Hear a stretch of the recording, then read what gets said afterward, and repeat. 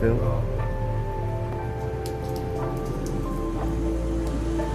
Oh yeah. Just a little environmental update for everybody. We finally got rain after a few weeks without. It's probably going to help that green up over there.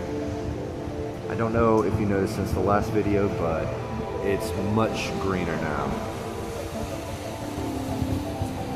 We've had temperatures going up as high as like 30 C, which is, I don't know, somewhere around like 80 degrees Fahrenheit.